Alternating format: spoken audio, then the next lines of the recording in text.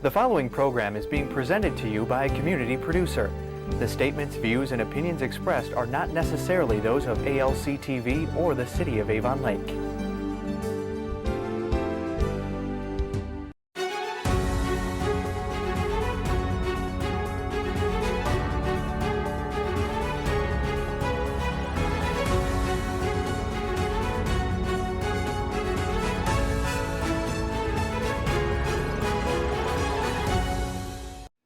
Welcome to Common Sense. Common Sense is a series of shows that feature interviews with interesting people so that we can get to know who these folks are, what they do, and what makes sense to them and what doesn't. I'm Rudy Breglia, and today I'll be interviewing Theresia Oreskovic. Oreskovic. Okay, I have that, okay. Owner of the world-class Peter and Company Jewelers on Walker Road in Avon Lake. Well, welcome, Theresia. Why don't you start us off by giving us a little bit of your background, where have you lived, how you've come to Avon Lake? Okay, well, that sounds really exciting, and I'm really excited to be here. I mean, how fun, right? Okay. So we can talk a little bit about myself. So yes, I'm basically a product of Cleveland, okay? So I've lived in Cleveland most of my life. In fact, just as a little point of information, I am actually an immigrant. Oh. I was born overseas, and the family emigrated, right? Okay, welcome to the U.S. Thank you. And so I am a naturalized citizen. Wow. All right, that's a little bit of history. A little Congratulations. Thank you. So, but that has nothing to do with the jewelry business necessarily, or Peter and Company Jewelers, because Peter and Company was actually named after Peter. So my late husband, Peter, this was his American dream, so to speak, Okay.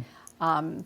When you think about the number of people that want to come to America, they have a dream, they have a vision in their mind. And so my husband, he had this dream and this vision, and he was just the type to do something that he enjoyed doing, that he could raise a family on and whatever. So the jewelry business just developed. I kind of came into it, not kicking and screaming, but I came into it willingly at a certain point. Okay. The kids were already, a bit grown, so it was easy to join the business. But yeah, we started small. We started in Bay Village and eventually got to Avon Lake in 1992. You have an absolutely beautiful building and facility. We do now, yes. We were actually in the strip center. When we first moved in, we were 18 years in that space over there, next to Giant Eagle, on that strip. But thank you. So the building on the corner was not made for us, but we made it our own. Okay. Well, is your company a family business? Yes, totally, absolutely. So yes, Peter, like I said, my late husband, he started the business. I continued, obviously. But we have 4 girls between us, Peter and myself, and so one of his daughters, Tammy, which, we're a real close family, and so she's my daughter just as well. And then we had 2 girls together, and so the youngest one, Kim, is also in the business. So truly, it is a family business. And that being said, my watchmaker happens to be a nephew of mine, so yes, wow. Adding to the family. Yeah, we... Well, I've seen your daughters, and they're absolutely beautiful, and that's between us, so, all right. How many people do you employ? We have 8. We have 8 altogether as employees, plus I have one outside contractor, which is actually my Goldsmith. But she's been with me so long, she may as well be family, right? Okay. 16 years, so yeah. Okay. Right. Tell us how you manage all those people. I don't manage. I tell you what, I don't manage, because everyone there, I mean, we love what we do, and there's really nothing to manage. We try to take care of our customers. Well, you're a coach in a way, right? In a way. I guess that's a good way of putting it. Okay. Yeah. Yeah. How did you learn the jewelry business? Oh, you know what? Interestingly, you sometimes just learn as you go along, right? There's Okay.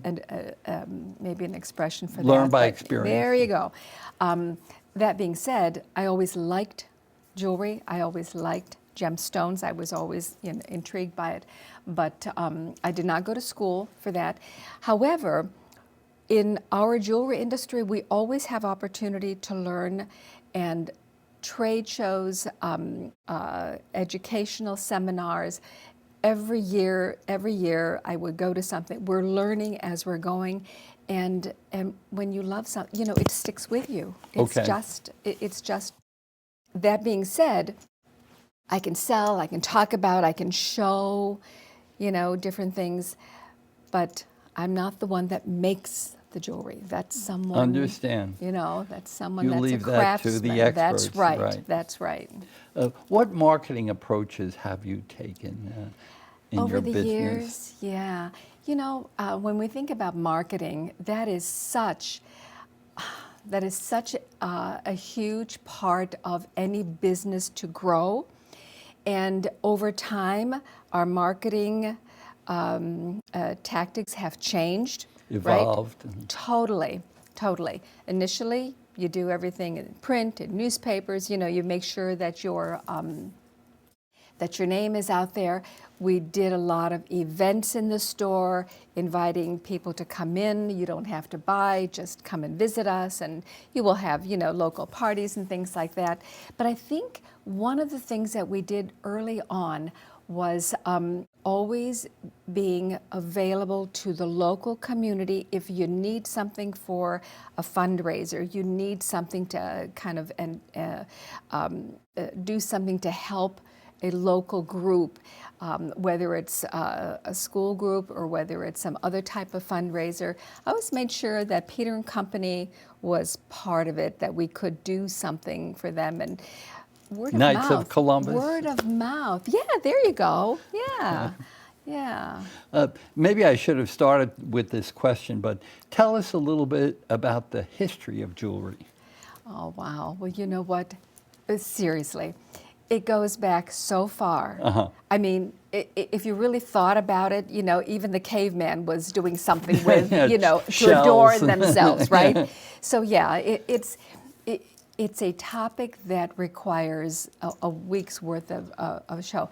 But really, when you think about how people find something shiny and what do you do with it, right? Uh-huh. And so over time, when you see something that's a little different and, I can make something to adorn myself. We like to somehow make ourselves somehow prettier or more special, right?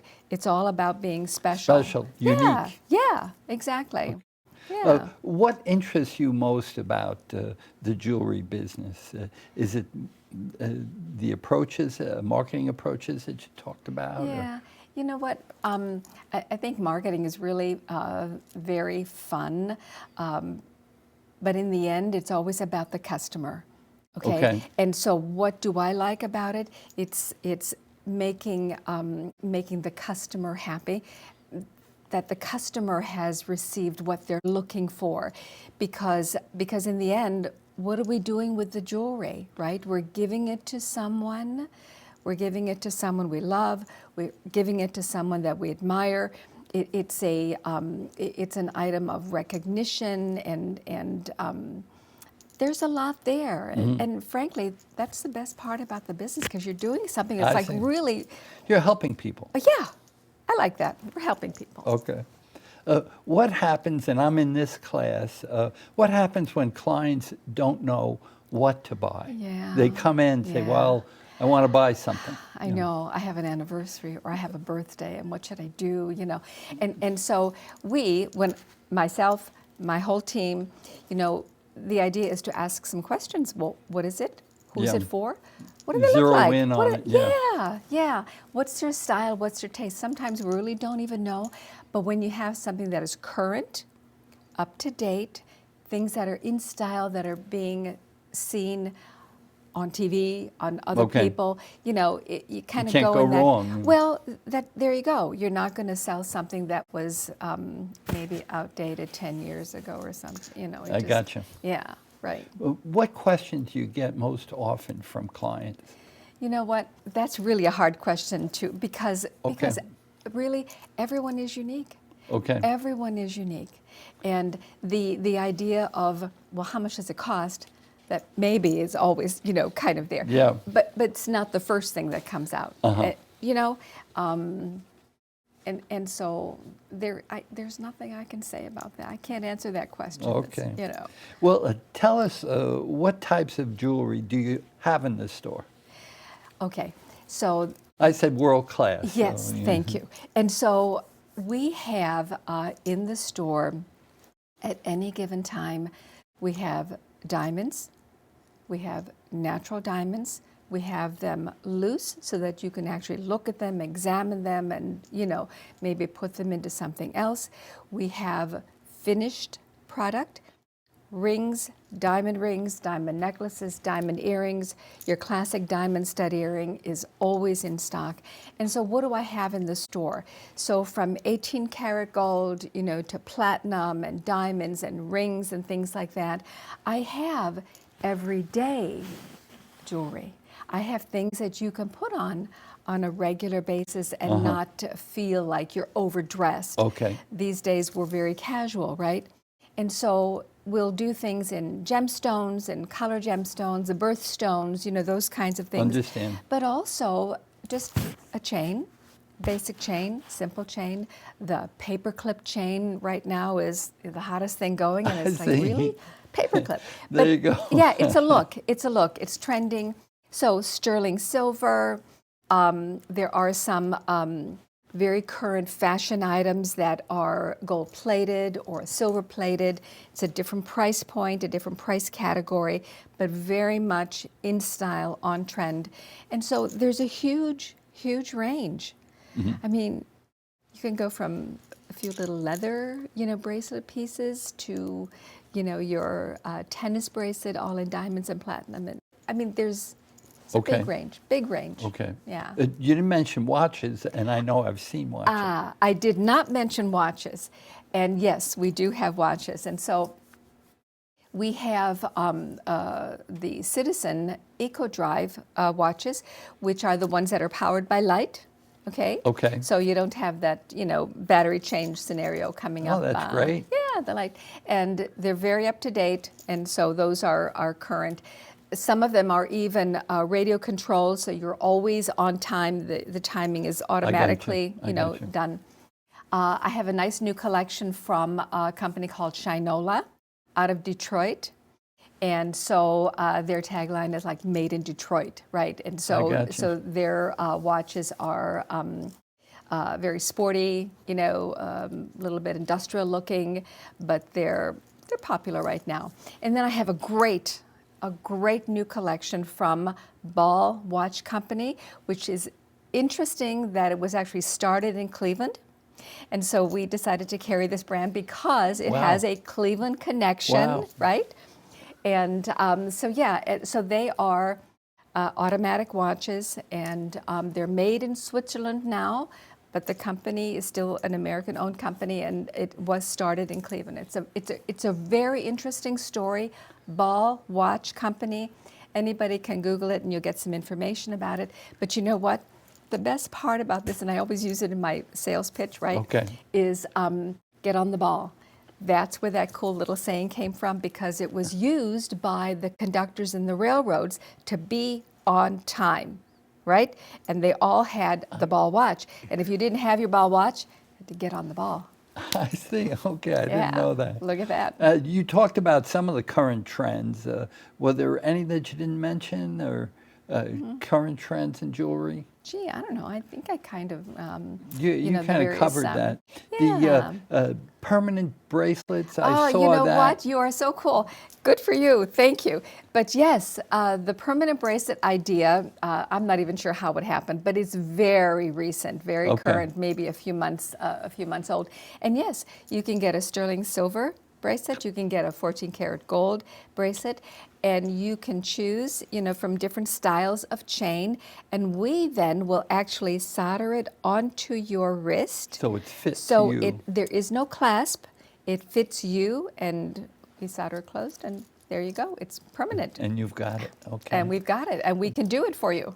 What occasions or holidays most often prompt people to buy jewelry? Yeah, and when you think about those moments in our time that we want to do something special for someone, so besides birthdays, right, anniversaries, Okay. always a wonderful occasion to get something special like jewelry.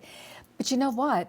When you think about it, it starts somewhere. It starts with the engagement ring, right? That's The an important engagement one. ring, and the wedding band. Those are important occasions that you want something that's going to last you your lifetime and longer, right? Okay. And so fine jewelry will do that. Okay. Fine Valentine's jewelry. Day, I guess. would be Valentine's one. Day, conceivably. I know sometimes, men are kind of resisting that. What kind of a holiday is that, right? But no, it's, you know what? Mother's Day. Mother's Day is an awesome day for giving something special. Okay. Yeah, we do that. We customize, personalize, because everyone's family, different birthstones, different colors, different, opportunities there. What does jewelry symbolize, especially for weddings? You know what? I think it's a commitment. Okay. It's a Yeah, commitment. right. It is something of value. Okay. It's something that you would not just buy because you feel like buying, it's something special that you do for someone. It reflects a commitment. To me, it reflects a permanence, right? It's something that you'll always have. And Hadn't thought of that. That's yeah, right. yeah. Commitment, permanence. Right. How are diamonds rated? Now, I think the audience will see a illustration. Sure. And over the years, we've heard that saying, if you're thinking about diamonds, the 4 C's, right? Okay. And so you have color and clarity and cut and carat weight. And so this is a kind of carat weight, by the way, that begins with a C, not a K. Okay. Yeah. The gold is the K. The diamonds are the C. I Anyway, see. so the Okay. carat weight.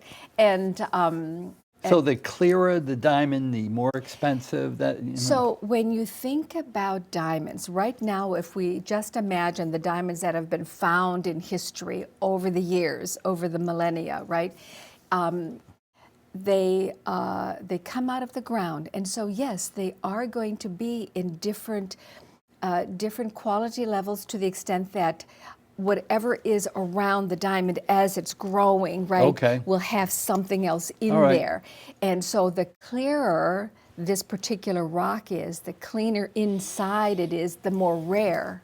Okay. It's the rarity of having a stone, a pebble, just something that is clean inside and it's nothing but the material, the diamond, the pure carbon there.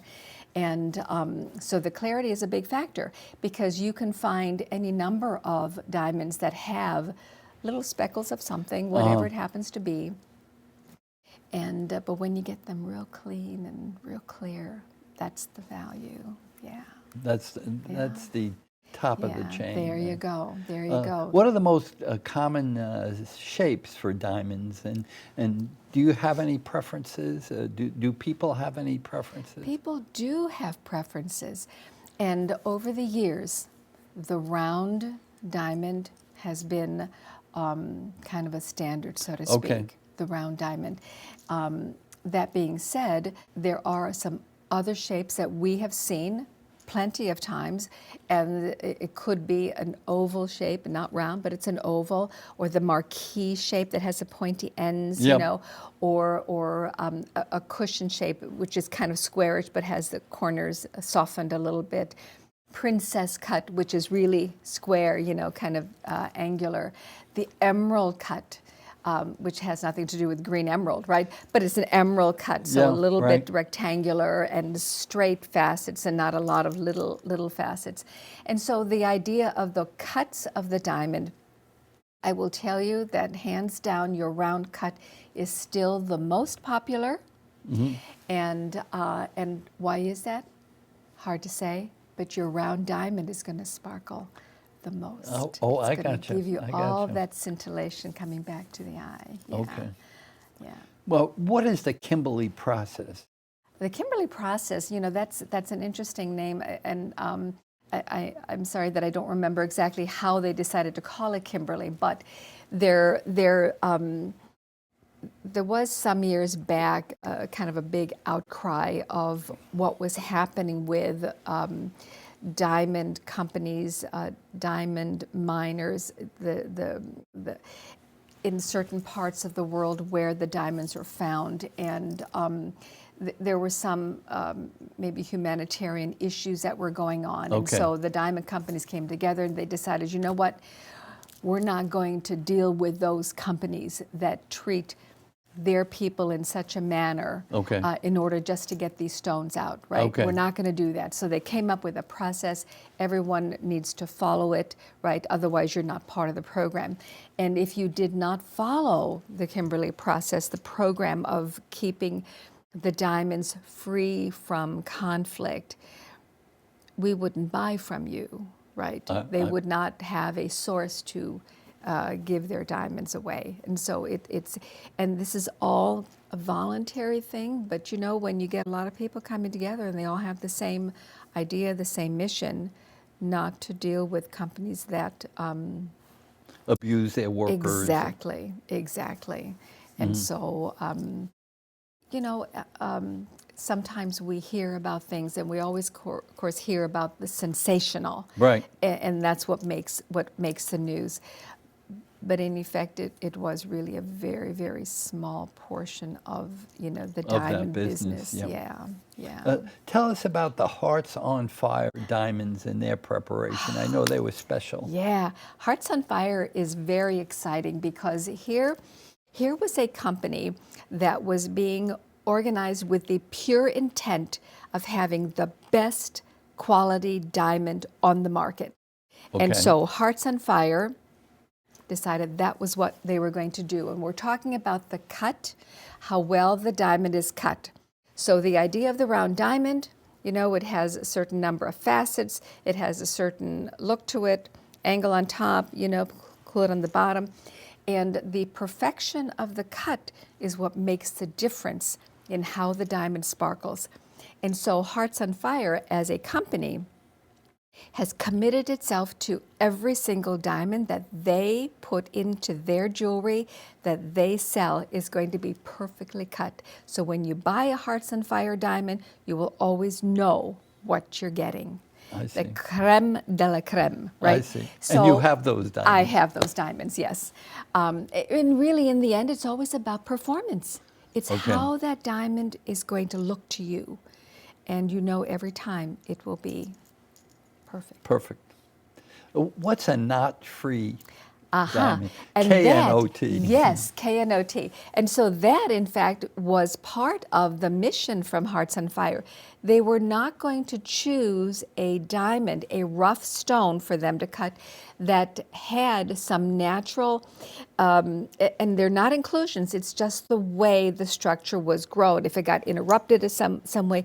And the way to look at that is if you look at a plank of wood, you know, and you can see that there are some knots in there, right? There's a smooth plank, but you can see where the tree was growing a little differently or something, right? It's the same idea. And what happens with the knots is that it just, it doesn't allow the light that comes in to bounce back to you because it's in the way. The light wants to go in a different direction then. Imperfection. That's right, and goes back to the perfection of the cut. And so we use the rough diamonds that do not have those. It's not something that you're going to see. This is all microscopic stuff. Yeah. What specifically does your appraisal of a diamond involve? Well, when we have to do an appraisal on a diamond, most of the time it's set into its setting, into a ring, into its mounting. Right. And so, yeah, we have to actually totally clean the ring so that everything is without any dust, without any surface, anything that might block the view of the diamond, because we are doing the same thing as if it were a loose stone. We're looking inside, Okay. we're looking for clarity, we're looking for anything in that diamond. We're measuring, we have to measure the diamond, we measure the depth, which is not an easy thing to do. So an appraisal of a diamond means that you have taken the time to examine, determine a color grade, determine a cut grade, determine a clarity grade, and all of that comes into an appraisal because the values change depending on all of these criteria. So we have to take the time to look at it. Okay, and you have an expert who does We that. do. We absolutely do. We have a certified gemologist appraiser. So I mean, these are not just titles that we assign to someone because we want you to do this work, right? I mean, you have to learn to do this, and you know, it's an experience thing, and yes, we do. Okay, can you help a client design, and I think this is unique to your organization, design a unique piece of jewelry or redesign a family heirloom? Yes, yeah. We do that. We like to do that. It's really interesting because in the end, to try to get out of, you know, our customer, what is it that you really want? How do you envision? Sometimes you have no clue, but you know you want a ring. Or sometimes you have no clue, but you really want to have, you know, a necklace. And so coming up with the ideas to do that depends on the person. Because, you know, some of us are very geometric. We like straight lines, we like angles. Other ones, you know, you want some curves, you want some, you know, some different looks. And so in the end, it's a conversation. Okay. We can do this then. Once we have a little bit of an idea, we can go on the computer and our CAD programs, computer-aided design, right? Okay. CAD programs are used in so many different industries these days. It's just amazing. But yes, in jewelry too. And that's what we'll do. Okay. Do clients get ideas from the designers that you have linked to your site, your website? I think that a lot of people do. But in the end, when you think about where do you get your inspiration, right? Where do people find, you know, in the old days, we'd get Vogue magazine, you know, or this magazine, we go through the pages. Through it, So now we're doing all this online, right? Right? Pinterest. I can't tell you how many people will come in with some pictures that they've pulled off of Pinterest. Whatever it is. Whatever it is. You just, you know. Okay. We have access. Can a unique piece of jewelry be produced at a reasonable cost? Okay, Rudy, what's reasonable, right? Okay. So yes, and I'm going to say yes, because in the end, it always comes down to how much gold is going to be needed to create this piece, how much additional labor involved to set these small gemstones or small diamonds into something. So it becomes a combination of a lot of factors. Yes, but in the end, there's a lot of manual labor, and those costs, you know, they're changing all the time. Mm-hmm. It's not just material cost, but when you look at just the cost of gold at the moment, it's pretty high up there. And compared to 20 years ago, 30 years ago, right? And so yes, so it can be, you know, within reason, to the extent that you don't have to spend $10,000 on a new ring, but you might have to spend $1,000, you know. But so it's really the choice of the client. It's the choice of the client, yeah. Okay. Aside from selling jewelry, do you repair jewelry on site, and do you purchase unwanted pieces? Are you full spectrum? I think we are. I will tell you that I am very, very happy to say that our shop, our store, has a goldsmith right there, working on site, working on the premises. We have a lot of capabilities there. And if you're ever worried about your family heirloom, your favorite piece of jewelry, don't worry, we work on it right there. My goldsmith is a master goldsmith, and it's a she, by the way. Okay. You know, another she in the Yeah. in the business. But she's been working for me for 16 years. She was 20 years in the business before she even came to me, and she does exceptional work. Exceptional work. And I think a lot of that comes back to actually her personality, because she doesn't like to let anything go if it's not perfect. Understand. So yeah, we do that. What about watch repair and maintenance? Another feather in our cap. We have a watchmaker. Okay. And so yes, so our watchmaker is on site. We do everything there in the shop.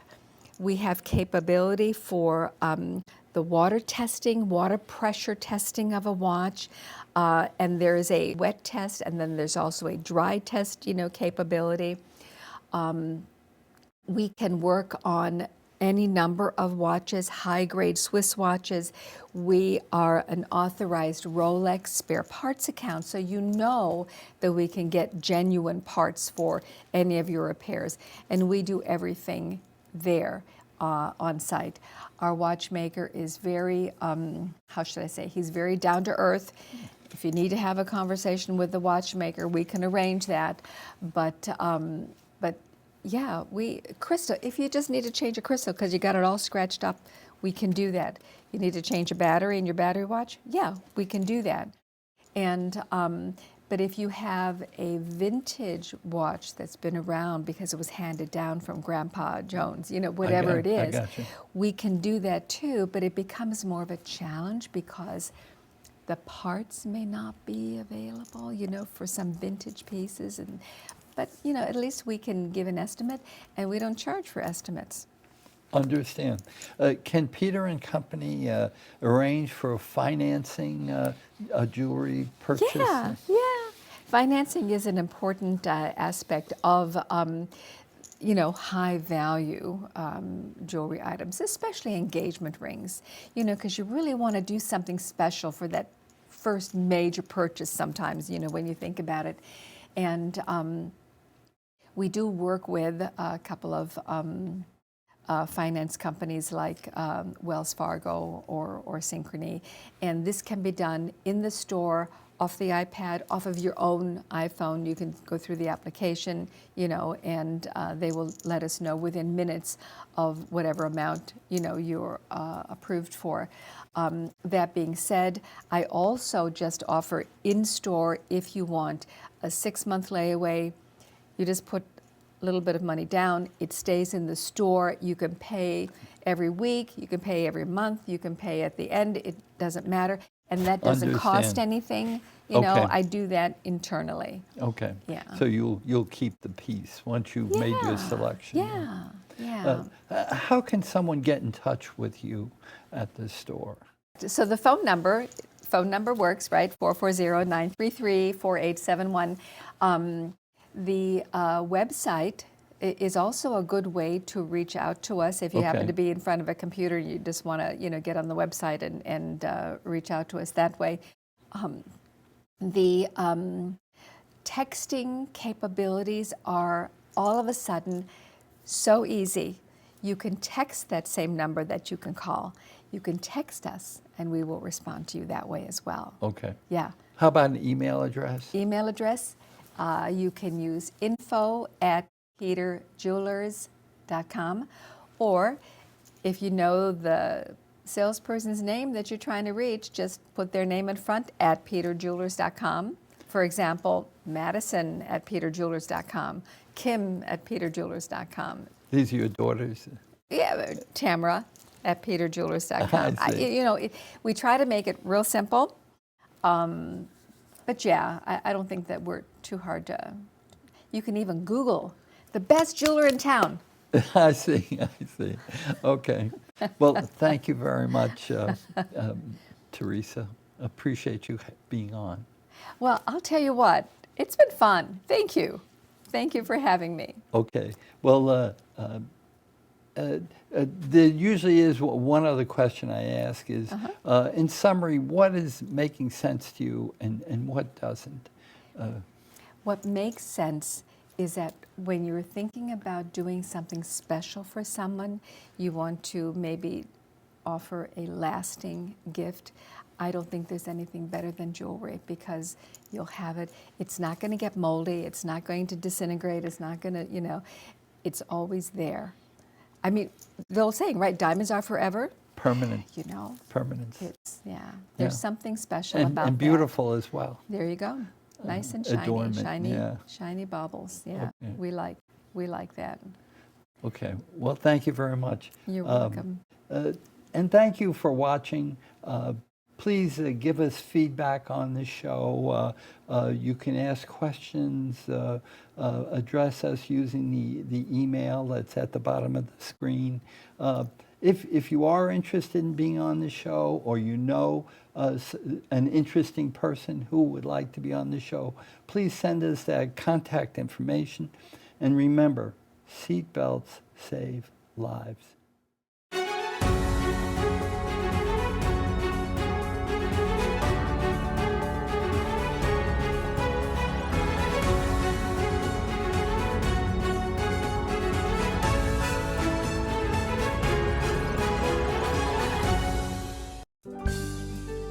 The preceding program was presented to you by a community producer. The statements, views, and opinions expressed were not necessarily those of ALC TV or the City of Avon Lake.